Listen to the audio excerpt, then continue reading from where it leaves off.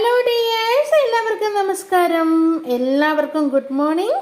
ഇന്ന് July 26 Friday ആണ് കേട്ടോ. എല്ലാവർക്കും സുഖമാണല്ലോ? എന്തൊക്കെയുണ്ട് വിശേഷം? ഞങ്ങളിവിടെ സുഖമായിട്ടിരിക്കുന്നു കേട്ടോ.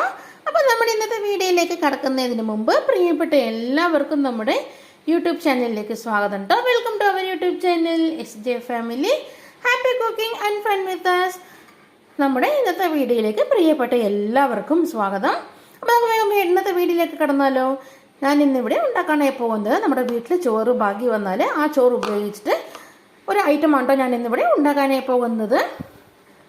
ബാക്കി വന്ന ചോറ് കൊണ്ട് വീട്ടിൽ ചോറ് ബാക്കി വന്നെങ്കിൽ അത് ഉപയോഗിച്ചിട്ട് നമുക്ക് ഒരു സൂത്രപ്പണി റെഡിയാക്കി എടുക്കാം, ഒരു ഐറ്റം റെഡിയാക്കി എടുക്കാം കേട്ടോ. അപ്പോൾ അതിന് വേണ്ടിയിട്ട് ആ ഐറ്റം ഉണ്ടാക്കാനായിട്ട് ഞാൻ ഇവിടെ എടുത്തിട്ടുള്ള സാധനങ്ങൾ എന്തൊക്കെയാണെന്ന് ഞാൻ കാണിച്ചു തരാം. ഞാനിതവിടെ ഒരു കപ്പ് ചോറ് എടുത്തിട്ടുണ്ട് കേട്ടോ. വേവിച്ച ചോറ് ഒരു കപ്പ് എടുത്തിട്ടുണ്ട് കേട്ടോ.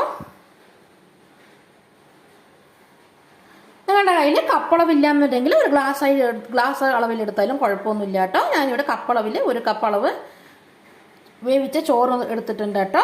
പിന്നെ ഒരു കപ്പ് ഓൾ പർപ്പസ് ഫ്ലോർ മൈദ എടുത്തിട്ടുണ്ട്. ഒരു കപ്പ് ഗോതമ്പ് പൊടിയും കൂടെ എടുത്തിട്ടുണ്ട് കേട്ടോ. ഈ ചോറിൻ്റെ കൂടെ ഞാനിത് 1/4 കപ്പ് വെള്ളം ചേർത്ത് കൊടുക്കുകയാണ് കേട്ടോ.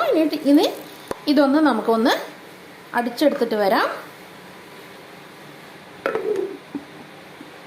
ഇനി ഞാൻ ഇവിടെ എടുത്തിട്ടുള്ളത് നമ്മൾ ഗോതമ്പ് പൊടിയും മൈദപ്പൊടിയും ചോറും എടുത്തിട്ടുള്ള അതേ കപ്പളവിൽ തന്നെ ഞാനിവിടെ ഒരു 1/4 കപ്പ് വെള്ളവും കൂടി എടുത്തിട്ടുണ്ട് കേട്ടോ.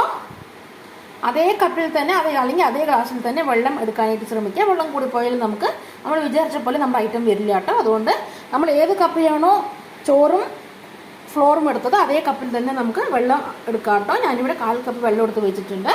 പിന്നെ ഒരു ടീസ്പൂൺ ഉപ്പ് എടുത്തിട്ടുണ്ട്. ഒരു 1/4 ടീസ്പൂൺ പഞ്ചസാരയും കൂടെ എടുത്തിട്ടുണ്ട് കേട്ടോ. അപ്പോൾ നമുക്ക് ഈ ഒരു കപ്പ് ചോറ് നമ്മുടെ മിക്സി ജാറിലേക്ക് ഇട്ട് കൊടുക്കാം. ഈ ചോറ് അങ്ങനെ നമ്മളിത് കുഴച്ചെടുത്ത മാവ് പാത്രത്തിലേക്ക് മാറ്റി കൊടുത്തിട്ടുണ്ട് കേട്ടോ.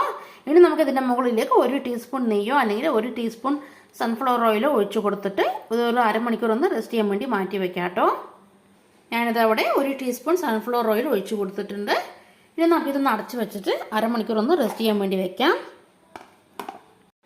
ഞാനിത് 1 കപ്പ് ചോറ് മിക്സി ജാറിലേക്ക് ഇട്ട് കൊടുത്തിട്ട് അതിലേക്ക് 1/4 കപ്പ് വെള്ളവും ഒഴിച്ചു കൊടുത്തിട്ട് ഇതേപോലെ അടിച്ചെടുത്തിട്ട് വന്നിട്ടുണ്ട് കേട്ടോ. ഇനി നമുക്കിതിലേക്ക് നമ്മുടെ ഫ്ലോർ മിക്സ് ചേർത്ത് കൊടുക്കാം. ഞാനത് ഗോതമ്പ് പൊടി 1 കപ്പ് ചേർത്ത് കൊടുക്കുന്നുണ്ട്. അതേപോലെ തന്നെ മൈദപ്പൊടി 1 കപ്പ് ചേർത്ത് കൊടുക്കുന്നുണ്ട് കേട്ടോ. മൈദപ്പൊടിയും കൂടെ 1 കപ്പ് ചേർത്ത് കൊടുക്കാം. ഇനി നമുക്കിതിലേക്ക് നമ്മുടെ ഉപ്പും നമ്മൾ എടുത്തു വെച്ചിരുന്ന ഉപ്പും